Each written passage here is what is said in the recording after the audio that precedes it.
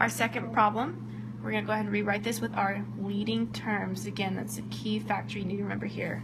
We're looking at 4x cubed over 2x. So what you're going to do is you're going to have those x's cancel out. So the limit as x approaches infinity, it's going to be 4x squared over 2. Now here's the thing about these problems. When you plug in the infinity, no matter what number it is, it's always going to be infinity. So when the degree on the top is bigger, it's always going to be the limit is equal to infinity. You're going to want to box in that answer. And again, you have to plug in that infinity at the end, and it's going to be 4 times infinity squared over 2. No matter what that is, it's always going to be infinity. For your third and final problem, I'm going to rewrite it with our leading terms.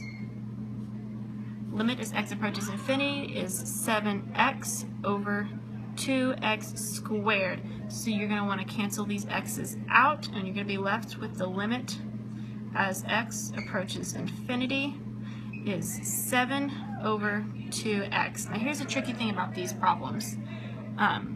Whenever you divide 7 by your 2 times infinity, I'm going to show you something weird with this. 7 times 2 times infinity. Okay. When you have this kind of problem, no matter what number this is, it's always going to multiply by 2, and this is going to continually get closer and closer and closer to 0. But rather than right, it's going to get closer and closer and closer to 0 infinitely. For these problems, we're just going to finish it off by writing the limit is equal to 0.